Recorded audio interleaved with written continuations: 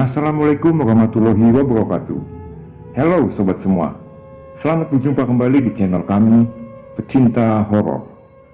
Memasuki bagian ini, cerita akan semakin menegangkan karena gangguan-gangguan makhluk tak kasat mata semakin sering terjadi. Akankah gangguan itu membahayakan bayi dalam kandungan Warni? Itulah yang juga menjadi kekhawatiran Rahmat, suami Warni. Dengan kenyeyelan Warni yang tidak mempercayai segala macam pantangan dan tradisi, apakah yang akan terjadi? Langsung saja kita simak Terekan Gedung Janin bagian 4. Cerita ditulis oleh Mas Rolo Faki.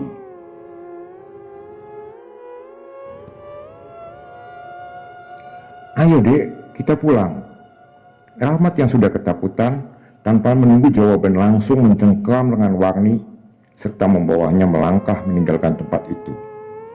Meski masih mencoba bertahan dan memberontak, namun kali ini Warni sedikit mengalah, mengikuti langkah Rahmat. Mas Rahmat kenapa? Tanya Warni saat hampir sampai di pintu belakang, menyadari wajah suaminya pucat menegang. Rahmat terdiam sebentar, kemudian melepaskan cengkraman tangannya setelah memastikan sosok wanita bergaun putih berwajah gosong mengelupas tak lagi terlihat matanya. Sudah, ayo masuk, kita bicara di dalam saja, ajak Rahmat melangkah lebih dulu membukakan pintu. Warni yang masih dilanda kesal dan berwajah cemberut menuruti ajakan Rahmat tanpa bicara lagi. Tapi sesampainya di kamar, lagi-lagi ocehan pedas Warni kembali meluncur deras. Mana? Gak ada kan demit, hantu, apalagi setan yang katanya menakutkan, ucap Warni sengit. Dek, kalaupun kamu tak percaya dengan hal seperti itu, gak apa-apa. Cuma Mas minta kamu hormati orang tua dan hormati apa yang menjadi larangan di kampung ini, jawab Rahmat pelan. Berharap istrinya bisa mengerti dan menyadari kesalahannya. Hormat sama mbah tua tadi? Hah? Asal Mas tahu ya, saya akan menghormati dia kalau dia sendiri menghormati dan tidak mencampuri urusan orang lain, sahut Warni dengan ketus. Dan satu lagi, aku gak suka kamu ikut-ikutan percaya dengan omongannya tentang penghuni di pekarangan rumah kita. Itu hanya bualan saja. Buktinya tadi gak ada apa-apa, sambung Warni kali ini dengan tatapan tajam ke arah Rahmat. Terserah kamu dek, tapi saya percaya, yakin, sebab saya sudah melihatnya sendiri, bahkan tadi pun melihatnya lagi, dan dia sepertinya marah dengan perbuatanmu. Sejenak suasana terasa sunyi. Warni yang mendengar ucapan Rahmat terlihat diam memandang wajah suaminya dengan tatapan sekilas namun serius. Tapi tak lama senyum tawa Warni meledak dibarengi gelengan kepalanya, menganggap ucapan Rahmat seolah hanya guyonan untuknya. Mas, rupanya kamu sudah kemakan omongan mbah tua tadi. Coba deh, kalau tuh setan gak terima, marah karena saya bakar-bakar di tempat itu, suruh ke sini, ucap Warni dengan sunggingan senyum mencibir. Keterlaluan kamu dek, sahut Rahmat seraya membalikkan badan, melangkah dan meninggalkan Warni sendiri di kamar. Mau kemana kamu mas? Tanya Warni sebelum tubuh Rahmat menghilang dari pandangannya. Rahmat terus saja melangkah tanpa menjawab lagi pertanyaan Warni. Rasa jengkelnya saat itu benar-benar memuncak, membuatnya enggan untuk kembali ke kamar walau suara Warni masih terdengar memanggil, menyuruhnya untuk kembali. Cukup lama Rahmat renyak dalam sendiri di ruang tamu. Pikirannya kalut antara malu dan takut. Tak ada lagi cara baginya untuk bisa menyadarkan atau merubah sifat Warni yang semakin menjadi-jadi. Ia hanya mampu berpasrah diri tanpa tahu harus berbuat apa. Sebab hampir segala cara dirinya lakukan, tetap saja Warni tak kunjung merubah sikapnya. Kesendirian Rahmat sedikit terganggu kala suara kaki mengusik rongga telinganya. Saat itu Rahmat masih berpikir positif. Ia menyangka jika langkah kaki itu adalah langkah kaki tetangga. Namun tak lama firasatnya berubah. Mendapati derap langkah semakin ramai, seperti berlari mengitari di luar rumahnya. Ketegangan seketika menyeruak dalam diri Rahmat ketika dengan jelas telinganya menangkap langkah-langkah itu berhenti tepat di sisi jendela sebelah kanan ruang tamu. Rasa takut mulai menelusup dalam benak Rahmat. Tapi entah mengapa kakinya tergerak untuk mendekati jendela kaca bertutup horden itu, mengabaikan degup jantungnya yang sudah tak beraturan. Sedikit demi sedikit kain horden berwarna kuning penutup jendela mulai tersingkap tangan Rahmat. Kilatan cahaya lampu yang tergantung di sudut depan menambah jelas penglihatan mata Rahmat menatapi dari dalam puluhan anak kecil berdiri berjejer di luar dengan sorot mata menembus kaca beradu pandang dengannya. Cepat dan kuat desiran darah dirasakan Rahmat sebelum tangannya dengan spontan kembali menutup kain horden, melewatkan geringisan ngeri dari bocah-bocah kecil berkepala plontos berhias dua tanduk meruncing berwarna merah darah. Nafas Rahmat memburu kencang, wajahnya membias, keringat mengucur deras mengiringi ketakutannya yang mencuat. "Mas, tolong aku, aduh perutku." Lagi-lagi tubuh Rahmat yang tengah menyandar di dinding tergerak mendengar suara rintih kesakitan dari kamarnya. Sebentar Rahmat menunduk, menajamkan telinga sembari mengatur deru napasnya, hingga suara itu terus berulang-ulang sampai berkali-kali dan membuatnya segera yakin. Tanpa pikir panjang, Rahmat segera mengayunkan langkahnya yang berat, melupakan sejenak puluhan sosok kecil menyeramkan, juga rasa takutnya, demi memastikan keadaan Warni yang terdengar masih terus merintih. Namun, hanya sampai depan pintu kamar, kaki Rahmat mampu berpijak. Selebihnya, tubuh Rahmat dingin membeku, mendapati pemandangan tak kalah ngeri di dalam kamar, di mana tepat di atas ranjang tidurnya tergolek tubuh Warni tengah menggeliat seperti menahan rasa sakit. Tapi bukan itu yang membuat jiwa Rahmat terguncang, melainkan beberapa sosok anak kecil dan sesosok wanita bergaun putih panjang berada di sebelah kanan kiri Warni. Kengerian bukan saja dilihat Rahmat dari wujud menyeramkan mereka, namun lebih kepada apa yang sedang mereka lakukan.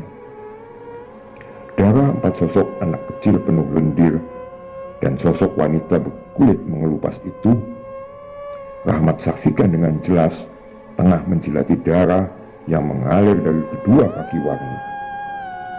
"Dek!"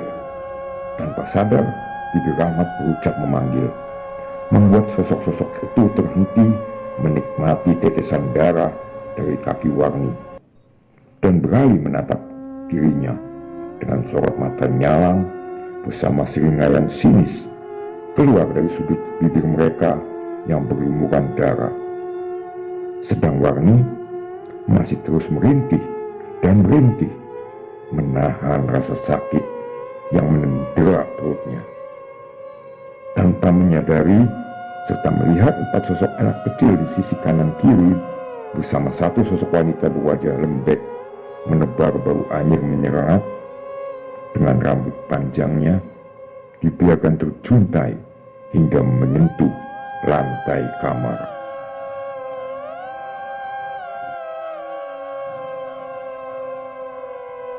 "Mas, tolong, perutku sakit banget," rintih Warni saat tahu suaminya berdiri di ambang pintu. Rahmat yang masih gemetar hanya diam. Ketakutan masih bergelayut kuat melihat 4 sosok anak kecil dan sesosok wanita yang sudah dilihatnya 3 kali ini kembali mengalihkan perhatian pada tetesan darah di kaki Warni. Beberapa saat lamanya Rahmat menyaksikan kengerian itu, menatap lidah-lidah kecil nan panjang, menyapu lutut istrinya. Rahmat tak kuat lagi. Ia tak tahan mendengarnya rintih kesakitan Warni. Hingga akhirnya ia menguatkan diri untuk beranjak dari dalam rumahnya. Setengah berlari, Rahmat menembus gelap malam, menyusuri jalanan kampung tanpa tahu tujuan pasti.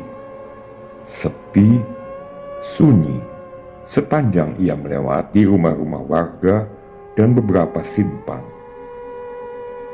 Sampai di sebuah simpang 3 di jalan paling kecil. Wajah Rahmat sebentar terlihat mengulas harapan. Melihat sebuah rumah sedikit di ujung jalan mengarah ke area pesawahan. Tampak terang dengan beberapa lelaki duduk di teras depan. Ayunan langkahnya semakin cepat dan kencang. Tak peduli dengan rasa lelah, linu, juga nafas yang sudah tersengal. Untuk bisa segera sampai di rumah belum dirinya tahu pemiliknya. 3 lelaki 45 tahunan dan seorang lelaki tua seketika berdiri, terheran akan kedatangan Rahmat, berwajah pucat penuh ketakutan. Sejenak mereka memberi kesempatan Rahmat mengatur nafas sebelum menceritakan penyebab dirinya datang penuh kecemasan. Ketiga lelaki terlihat hanya manggut-manggut mendengarkan seksama semua cerita Rahmat. Tapi tidak dengan lelaki tua berkopiah lusuh yang duduk di kursi paling sudut. Wajahnya saat itu terlihat datar menanggapi cerita Rahmat. Hingga sampai di akhir titik cerita Rahmat, barulah wajah keriputnya menggurat ketegangan. "Bojomu iku ora loro biasa, iku mergo wis kewanen karo barang halus. Sing manggon luwih dhisik nang pekaranganmu mburiku. Istrimu itu sudah bukan sakit biasa. Itu karena sudah terlalu berani dengan makhluk tak kasat mata yang menempati lebih dulu di halaman belakang rumahmu," jelasnya. Ternyap 3 lelaki di sisi kanan kiri Rahmat mendengar ucapan singkat dari lelaki tua yang tak lain Mbah Sarji. Mereka tak mengira jika cerita dan permohonan Rahmat untuk minta bantuan berkaitan dengan tempat yang mereka tahu sebagai tempat paling ngeres di kampung itu. Rahmat sendiri langsung menundukkan wajah mendengar sahutan dingin Mbah Sarji.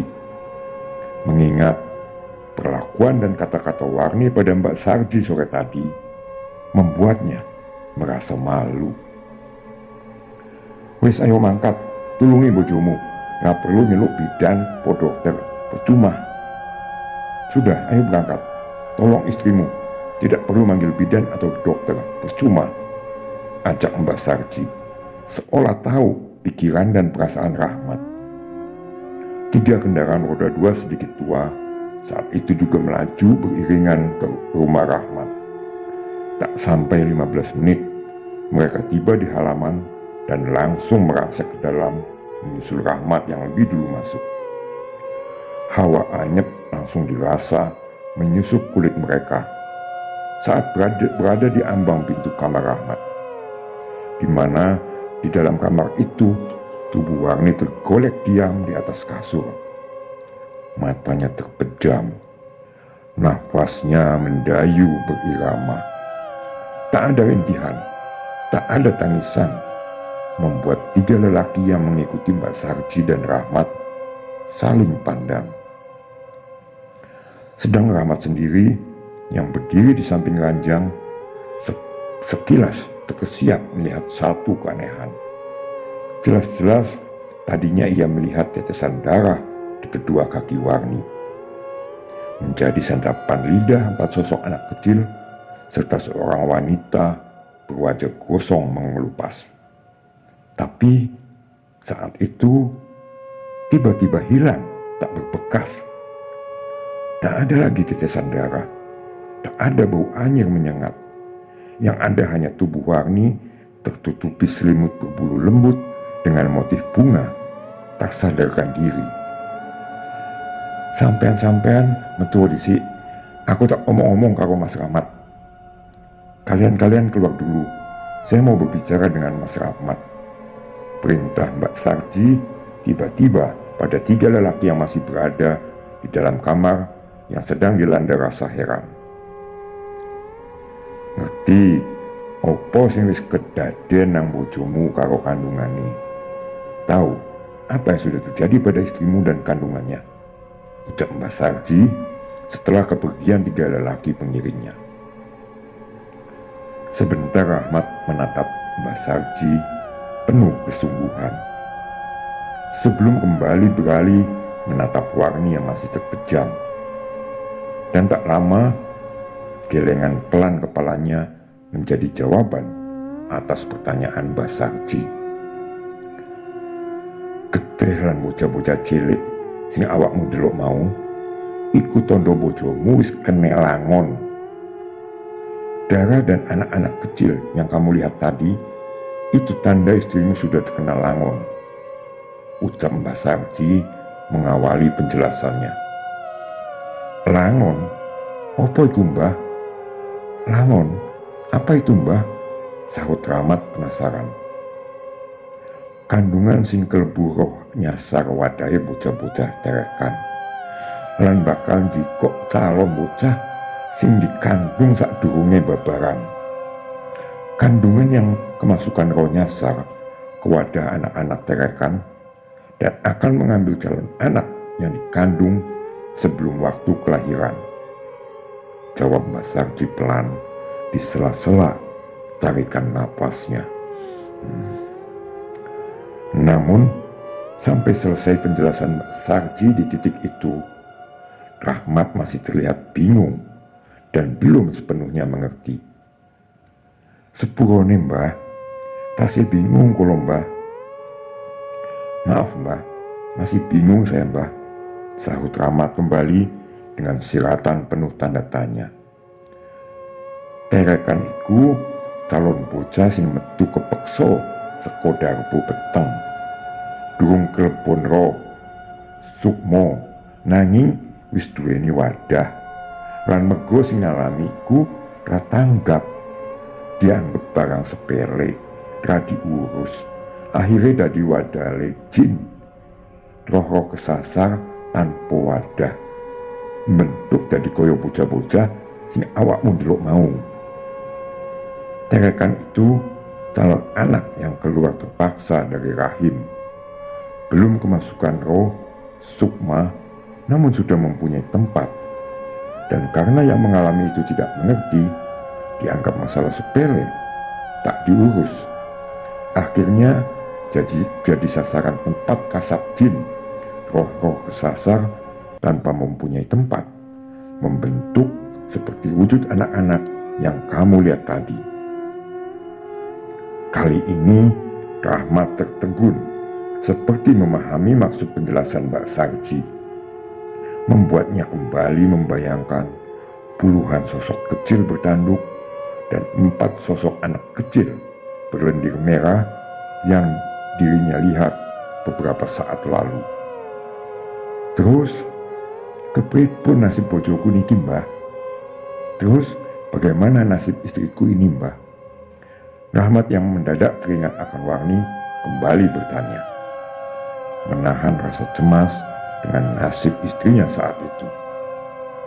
Kudu ditebusi, Sing mlebu nang jero kandungane bojomu ora mek siji, nanging papat sekaligus. Mergo bojomu kewanen nantang lan gawe salah gede ngobong barang rituale sing biasa dikanggone sesepuh biyen. Namun ada penebusan yang masuk ke dalam kandungan istrimu. Tidak cuma satu, tapi 4 sekaligus. Karena istrimu sudah berani menantang dan membuat kesalahan besar, membakar barang ritualan yang biasa digunakan sesepuh terdahulu. Lagi-lagi Rahmat tertunduk, mengingat kembali kelakuan istrinya yang sudah kelewat batas. Dan sekarang bukan hanya Warni sendiri harus merasakan akibatnya, tapi juga bakal merepotkan banyak orang. Belum lagi rasa malu akan ditanggungnya dari kerabat, tetangga yang pernah dicemooh, diumpat saat mengetahui malapetaka dan kondisi Warni akibat buah dari kesombongannya. Mas Rahmat, dhewe saiki kudu mara nang mburi ben ngerti apa sing dikarepe lan dadi penjalukane sing momong bocah-bocah terekan iku, supaya ora telat kanggo nyelamatke bojo lan calon anakmu. Mas Rahmat, kita sekarang harus datang ke belakang biar tahu apa yang diinginkan dan jadi permintaan pengasuh anak-anak terekan itu, supaya tidak terlambat untuk menyelamatkan istri dan calon anakmu. Sedikit terjingkat Rahmat mendengar ajakan Mbah Sarji. Bukan saja membuyarkan renungannya, tapi juga kalimat ajakan dari Mbah Sarji untuk mendatangi pekarangan belakang yang memang ia sendiri percaya keangkerannya. Tak sempat ia menjawab, Mbah Sarji sudah beranjak melangkah keluar dari dalam kamar, berbicara sebentar dengan 3 lelaki yang masih setia menungguinya di depan, sebelum kembali berbalik dan melangkah menuju pekarangan belakang. Hanya keheningan dirasa Rahmat saat mengikuti setapak demi setapak ayunan kaki di belakang Mbah Sarji. Wajahnya menyirat penuh ketegangan, membayangkan sosok wanita berwajah mengelupas yang bersemayam di tempat yang bakal ditujunya. Bayangan itu semakin menari-nari di pelupuk mata Rahmat ketika ujung sisi kiri pekarangan mulai terlihat samar.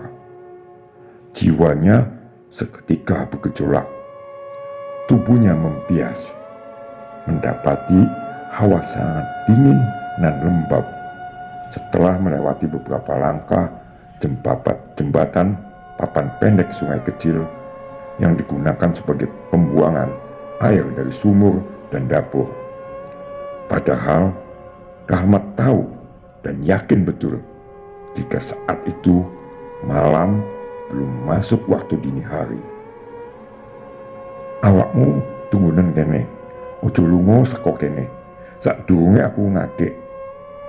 Siji maneh, ojo mbok gagas opo ae sing ketok nang ngarep mripatmu. Kamu tunggulah di sini, jangan pergi dari sini sebelum saya berdiri. Satu lagi, jangan kamu hiraukan apapun yang terlihat di depan matamu. Pesan Mbak Sarji lirih saat menghentikan langkahnya dan hanya tinggal berjarak beberapa depa dari rumpunan bambu. Rahmat mengangguk, meski dirinya tak mengerti dengan apa yang akan dilakukan Mbah Sarji. Ia baru tahu setelah lama Mbah Sarji duduk bersila, bergumam pelan dan melafalkan kalimat-kalimat berbahasa Jawa kuno, tepat di depan kubangan abu hitam tempat Warni membakar tumpukan pakaian bayi. Beberapa detik, beberapa menit dilalui Rahmat dalam kungkungan rasa tercekam. Posisinya yang berdiri di belakang Mbak Sarji sesaat bergeser menyamping, menghindari sapuan angin datang tiba-tiba, membuat abu-abu hitam bekas terbakarnya kain berterbangan memutar. Tetapi di saat bersamaan, Rahmat tercekat kuat, manakala di sisinya, di belakangnya, terdengar suara lirih dan riuh, tawa layaknya anak-anak kecil bersahutan.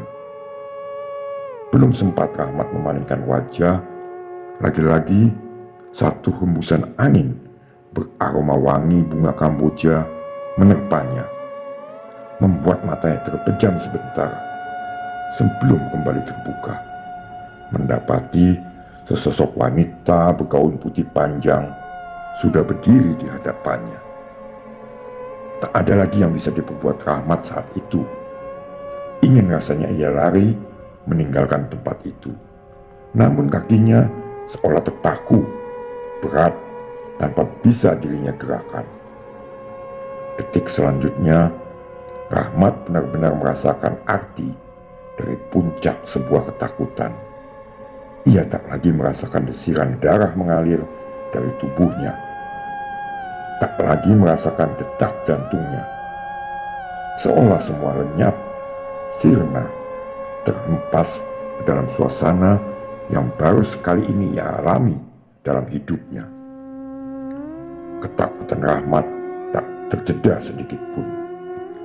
Bahkan tanpa sadar, tubuhnya sudah terduduk di belakang Mbak Sarji, membuat matanya semakin jelas menatapi bocah-bocah kecil berkain seret tertawa riang sambil mengitari dirinya dan Mbak Sarji.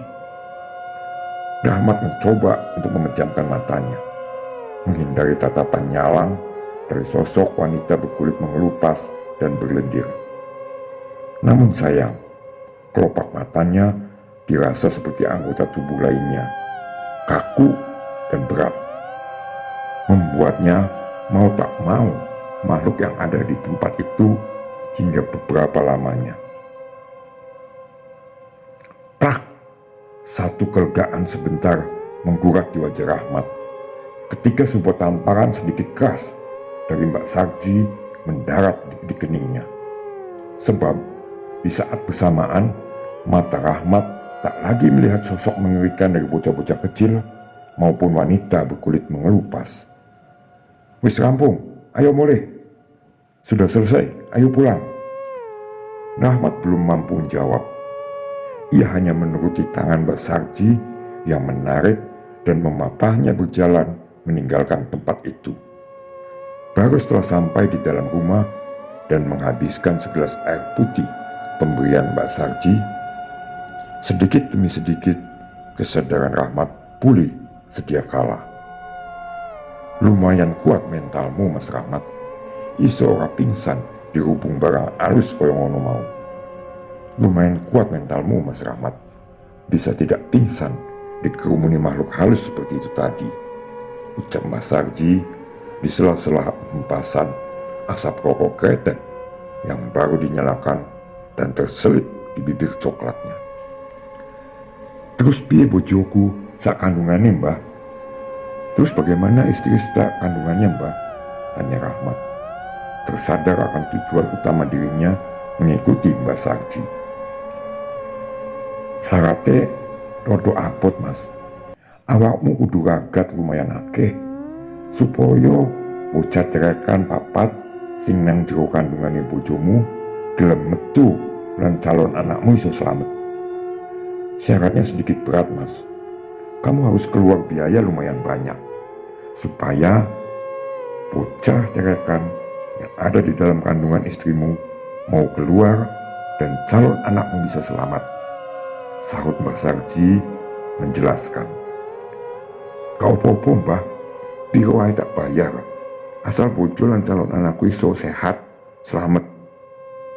"Tidak apa-apa, Mbah, berapapun saya bayar, asal istri dan anakku bisa sehat, selamat," ujar Rahmat menyanggupi. "Ora mergo bayarane, Mas. Iku ngono dudu kanggoku, tapi kanggo nukokne peralatan ritual sepitan bocah-bocah terekan sing lanang. Terus akeh sing kudu dilakoni keluargamu sak durunge iku. Awakmu sak keluarga kudu gawe syukuran nganggo cara adate kampung kene. Mergo omah iki sak pekarangane biyen dudu panggonan biasa. Ora sithik sing grogolke bayi durung patang sasi nang omah iki. Dibuat nang pekarangan buri tanpa diopeni sak wajare. Mula dijenengke Kedung Terekan. Tidak karena bayarannya, Mas. Itu semua bukan untuk saya, tapi untuk membelikan perlengkapan ritual upacara kitanan anak-anak Terekan yang lelaki. Terus banyak yang harus dilakukan sekeluargamu sebelumnya. Kamu sekeluarga harus membuat syukuran, memakai cara adat kampung sini. Karena rumah sekaligus tanah pekarangannya ini dulu bukan tempat biasa. Tidak sedikit yang menggugurkan kandungan sebelum berumur 4 bulan di rumah ini. Dibuang ke pekarangan belakang tanpa dirawat sewajarnya.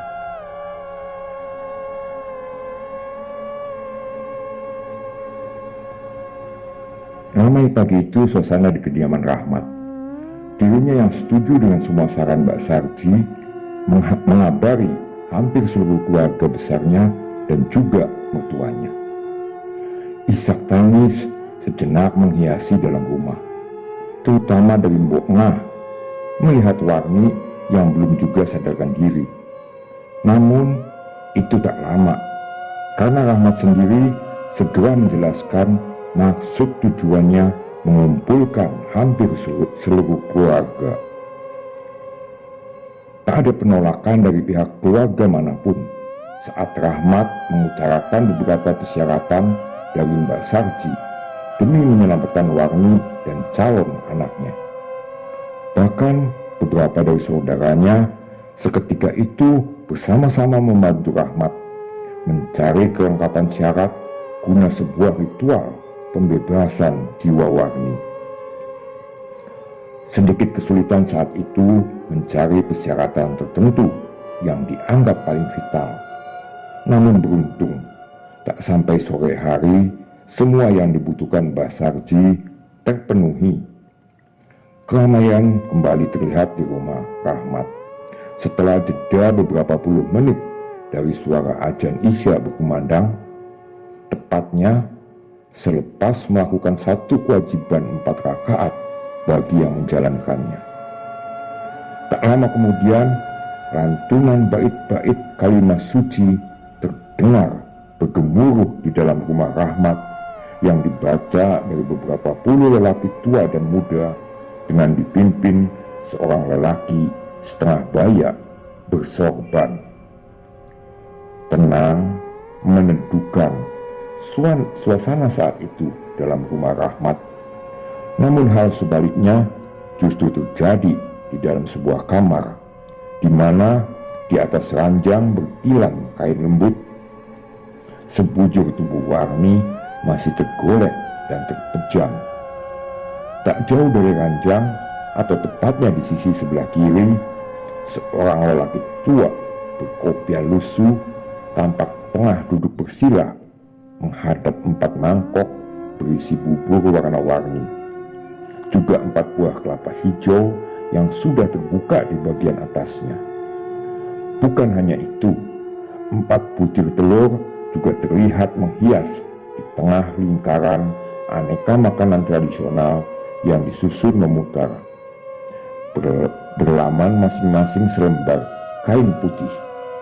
Sedang di ujung ranjang, di kolong bawah, selonjoran kaki Warni.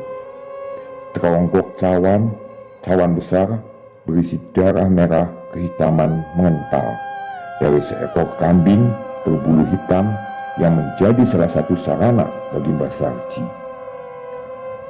Hawa sedikit panas dirasakan Mbak Sarji, membuat buliran-buliran keringat keluar dari pori-pori kulit, merembes hingga membasahi baju dombornya. Entah hawa itu berasal dari reaksi ritual atau karena kamar yang tertutup rapat. Mbak Sarji masih terus berada di dalam kamar itu, terdiam dan terpejam, meski di luar Di ruang tamu serta teras depan sudah lengang. Hanya menyisakan beberapa kerabat dekat dan seorang lelaki setengah baya bersorban yang baru saja selesai memimpin acara doa bersama. Beberapa detik, beberapa menit, sampai beberapa jam kemudian, akhirnya Mbak Sarji menyudahi ritual weningnya. Beranjak keluar dengan tubuh serta wajah pucat terbasahi keringat. Langkah sempoyongannya seketika disambut wajah menyirat harap-harap cemas dari keluarga Warni, terutama Rahmat, Mbok Ngah, dan Pak Kasti. "Bagaimana Warni, Mbah?" tanya Mbok Ngah, terlihat tak sabar menunggu Mbak Sarji yang sedang mengatur deru napasnya. Mbak Sarji terdiam, menatap Rahmat, tak lama beralih pada sosok bersorban yang dikenal orang paling disegani untuk urusan agama, Lukman. Satu tarikan napas panjang mengawali cerita Mbak Sarji, bagaimana awal dirinya dalam melakukan mediasi ritual wening dan berhasil mengeluarkan 4 pucat terekan yang menghuni garbah petang Warni. Namun itu semua harus dibayar satu kesepakatan, sebuah pengakuan. Pengakuan seperti apa, Mbah? Tanya Lukman yang sedari awal hanya mendengarkan. Ia merasa ada satu kejanggalan dengan kalimat sebuah pengakuan. "Pengakuan sebagai orang tua asuh," jawab Mbak Sarji. Suasana seketika tersentuh keheningan. Setelah semua mendengar dan tahu apa maksud dari ucapan Mbak Sarji,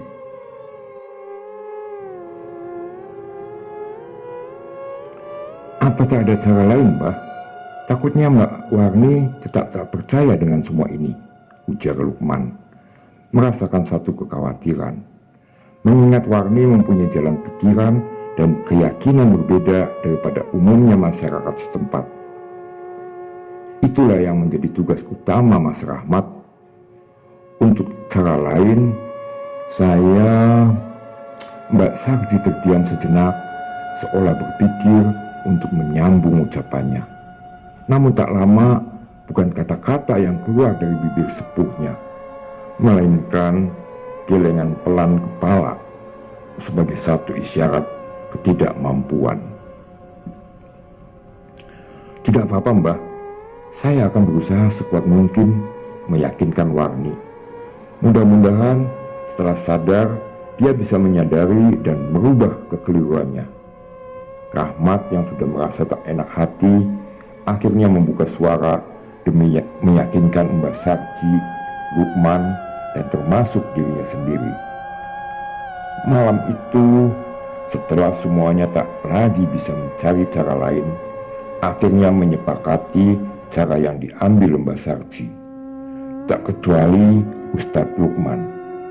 Dirinya yang menjadi salah satu sesepuh di bidang agama ikut menyanggupi membantu dengan lantunan doa-doa dan ayat-ayat suci Al-Quran selama 3 hari berturut-turut, dengan harapan Warni bisa segera tersadar dari semuanya. Namun lagi-lagi satu masalah kembali muncul. Ketika pagi hari, tepatnya saat Warni sadar dari pingsannya, ia terlihat bingung akan keadaan dirinya dan sekeliling kamarnya, di mana bau wangi kembang setaman pertama kali membaui hidungnya, menyusup dan tercium lembut dari arah bawah ranjang. Tubuhnya yang masih lemah, ia paksa bangkit demi memastikan isi dalam ruang kamar yang semakin terlihat janggal olehnya. Matanya mengedar, menatapi tiap-tiap sudut penusuk sama, hingga sampai pada satu titik di bawah. Di samping ranjang, di sisi sebelah kiri, wajah Warni menciut, dan sebentar kemudian berubah merah demi melihat 4 buah mangkok berisi bubur berwarna putih dan kecoklatan. Tak hanya itu, Warni benar-benar tercengut menahan marah melihat semua isi ruang kamar dipenuhi kelengkapan sebuah ritual yang digunakan Mbak Sarji. Ia tersadar akan suatu perkara dan barang di sekelilingnya teramat ia ingkari kini nyata ada dalam kamarnya, membuat tubuhnya seketika terbangun dan segera melangkah keluar. Mas Rahmat, teriak Warni yang baru menampak di lantai luar kamar. Seraut wajah Semringa tak lama muncul dari ruang dapur, menjadikan Warni semakin terheran. Sebab wajah itu bukan milik Rahmat, melainkan wajah Mbok Ngah, ibu Warni sendiri. "Ibu, kok ibu ada di sini?" tanya Warni dengan wajah menciut. "Alhamdulillah kamu sudah siuman, Duk," sahut Mbok Ngah. Bukan menjawab pertanyaan Warni, tapi lebih kepada mengekspresikan kebahagiaannya melihat Warni yang sudah sadar. "Siuman? Apa maksud ibu? Dan apa sebenarnya yang terjadi, Bu?" Kembali Warni bertanya penuh kebingungan, melihat ibunya terlihat begitu bahagia pagi itu. "Kamu dari kemarin pingsan, makanya ibu ada di sini bersama bapak," jawab Mbok Ngah sembari menuntun Warni duduk di ambal ruang keluarga. Warni hanya terdiam setelah menselonjorkan kedua kakinya di ambal berbulu halus. Namun dari wajahnya ia seperti terkejut mendengar sedikit penjelasan ibunya. Baru saja Warni ingin membuka mulut dan bertanya kembali, tiba-tiba ia dikejutkan oleh kemunculan 3 lelaki dari arah ruang tamu. Kedua bola mata Warni spontan melotot tajam demi melihat satu sosok di antara suami dan bapaknya, menunjukkan satu ekspresi ketidaksenangan dan kemarahan pada sosok lelaki itu. "Mau ngapain orang itu di sini?" ucap Warni sengit, ditujukan pada sosok lelaki di samping Pak Kasti yang tak lain adalah Mbah Sarji. "Warni, jaga sedikit omonganmu.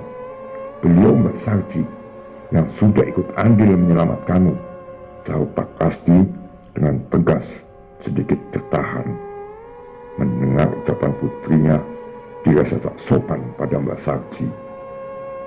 "Sudah Pak, tidak apa-apa," ucap Mbak Sarji seperti tak enak sendiri melihat suasana yang berubah canggung. "Tolong Mas Rahmat, bantu saya membereskan perlengkapan yang ada di dalam kamar," sambung Mbak Sarji meminta Rahmat yang terdiam untuk membantunya. "Baik Mbah," sahut Rahmat seraya melangkah masuk terlebih dulu ke dalam kamar miliknya, kemudian disusul Mbak Sarji. Sedang Warni, ia hanya tertunduk setelah mendengar ucapan bapaknya. Dirinya hanya terdiam, tak menolak atau melarang Mbak Sarji yang masuk ke dalam kamar bersama suaminya. Tapi dalam diamnya, Warni sekali-sekali melirik dengan sorot sinis penuh kebencian. "Untuk sekali ini saja, ibu harap kamu mau menuruti dan mengerti. Perkara yang kamu hadapi sekarang ini bukanlah masalah sepele. Ini menyangkut keselamatanmu dan juga bayi dalam kandunganmu," ucap Mbok Ngah, memecah perasaan canggung antara Warni dan Pak Kasti yang masih sama-sama tercenung. Tak ada sautan. Warni masih tertunduk meski ia mendengar penuturan ibunya. Entah apa yang ada dalam pikirannya saat itu, hingga membuatnya sama sekali tak menyahuti perkataan Mbok Ngah yang terus berucap memberi nasihat dengan lembut. Mbok Ngah baru berhenti berkata ketika Rahmat dan Mbak Sarji keluar dari kamar, ikut mendengarkan sebentar pesan-pesan dari Mbak Sarji dan melihat tangan sosok tua itu memberikan 2 botol air bening kepada Rahmat sebelum akhirnya sosok Mbah Sarji berpamitan.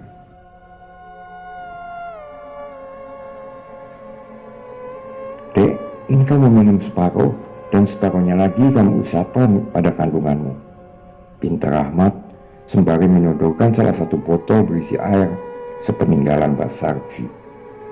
Untuk apa, Mas? Dan ini air apa? Jawab Warni sambil menerima botol berukuran sedang dari tangan suaminya.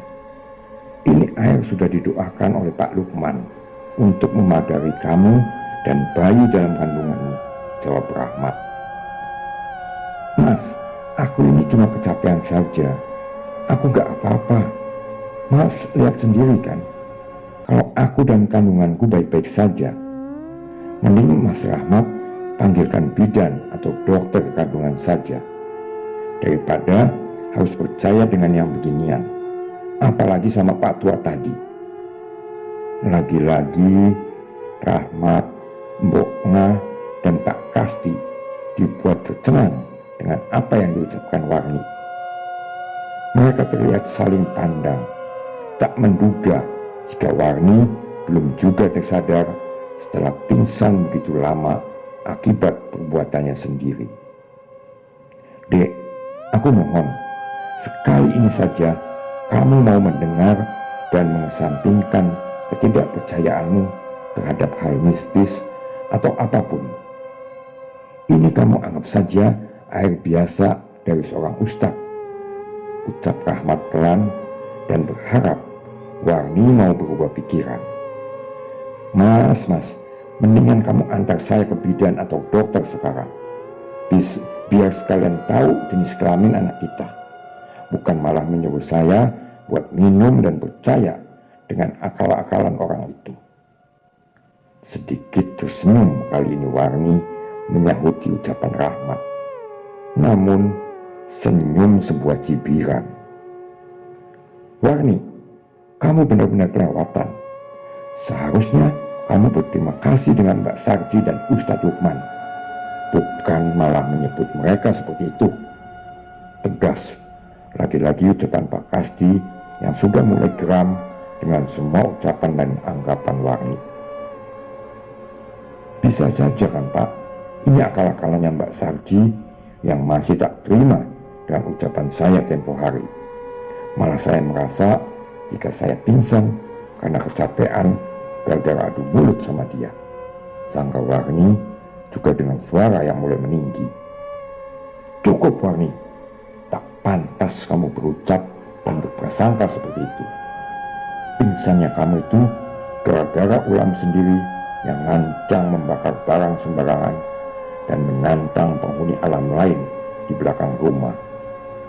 Masih untung kamu selamat, dan harusnya kamu berterima kasih pada Mbak Sarji serta Pak Lukman yang sudah menolongmu tanpa mengharap imbalan. Kali ini Warni terdiam, melihat api kemarahan di mata Pak Kasti yang sebelumnya belum pernah ia lihat, membuat suasana sejenak terasa hening. Kala keempatnya seperti terhanyut dalam pikiran masing-masing. Tak lama keheningan ruang keluarga tersudahi oleh suara lirih Mbok Ngah yang membujuk Warni. Tangan keriputnya mengusap pelan pada rambut putrinya dengan penuh kasih sayang, disertai ucapan nasihat agar bisa dimengerti dan bisa meluluhkan hati Warni. Sepintas Warni tampak mendengar dan seperti menerima nasihat dari Mbok Ngah. Ia terlihat saat ia bangkit dan berjalan kembali ke dalam kamar dengan membawa dan tetap menggenggam botol berisi air putih pemberian Rahmat dari Ustadz Lukman yang dititipkan Mbak Sarji, tanpa berucap atau berkata apa-apa lagi kepada suami maupun kedua orang tuanya.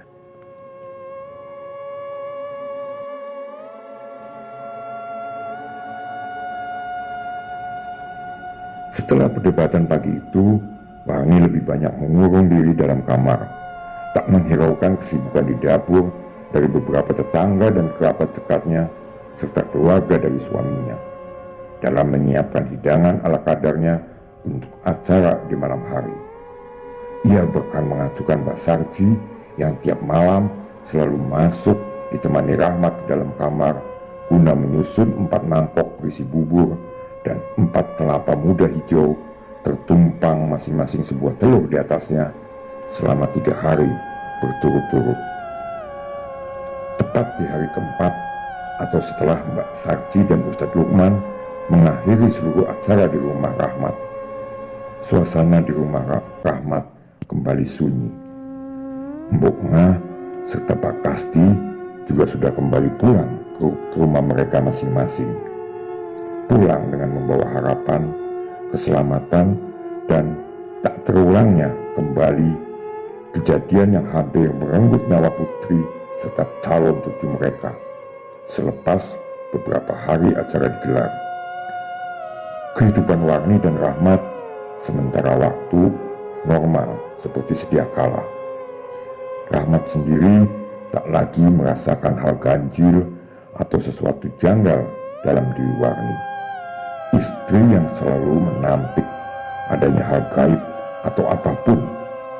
Setelah acara itu, sekilas terlihat berubah di matanya, membuatnya merasa tenang saat dirinya bekerja dan meninggalkan sendiri di rumah. Namun, semua itu tak bertahan lama. Berawal dari kecurigaannya di waktu sore hari, saat ia baru saja pulang bekerja, mendapati suara samar percakapan di dalam kamar. Rahmat terheran, terpaku sebentar di ruang keluarga, menajamkan pendengarannya untuk memastikan suara wanita tua yang menjadi lawan bicara istrinya. Rasa penasaran yang semakin menguat akhirnya memaksa kaki Rahmat untuk berayun mendekat dan masuk ke dalam kamar. Setelah ucapan salam dari bibirnya terlebih dahulu mengawali. Sedikit terperanjat Rahmat melihat seorang wanita tua berambut putih rata, bertapi jarit batik putih, dengan berdiri di samping istrinya sambil kedua matanya tertumpu mengelus perlahan perut buncit Warni. Rahmat merasakan hal berbeda ketika tatapan matanya beradu pandang dengan sosok wanita tua yang tiba-tiba saja menoleh. Ada kengerian dari sosok matanya yang tajam, membuat Rahmat sedikit takut dan cepat-cepat mengalihkan pandangannya. "Mas baru pulang?" sapa Warni saat menyadari kehadiran suaminya. "Oh iya Mbah, ini suami saya, Mas Rahmat," sambung Warni memperkenalkan Rahmat pada sosok wanita tua di sampingnya. Rahmat hanya membisu dan tetap terpaku karena sosok wanita itu lagi-lagi menatapnya sembari tersenyum, atau tepatnya menyeringai, menambah semakin kuat rasa takut dalam benaknya. "Ini Mbah Sulak, Mas. Beliau tukang urut yang biasa memijat wanita hamil di kampung ini." Kembali Warni menyambung ucapannya, dan kali ini ia memperkenalkan sosok wanita tua yang dirinya sebut sebagai Mbah Sulak. Rahmat hanya mengangguk pelan. Bibirnya masih terasa keluh melihat seringaian terus saja menghias dari bibir Mbah Sulak. Hingga akhirnya Rahmat yang merasakan suasana hati dan pikiran semakin tak enak memutuskan untuk keluar kamar. Akan tetapi baru saja ia membalikkan badan, suara berat Mbah Sulak menghentikan langkah kakinya, membuatnya semakin merinding takut manakala sosok Mbah Sulak mendekat. Bukan saja karena sosoknya yang terlihat ngeri oleh mata Rahmat saat itu, melainkan juga bau menyengat yang menyebar dari tubuh Mbak Sulak. Bau yang seketika mengingatkannya akan satu hal dan biasa ia jumpai atau dipakai dalam mengurus prosesi sebuah jenazah. yaitu bau kapur barus.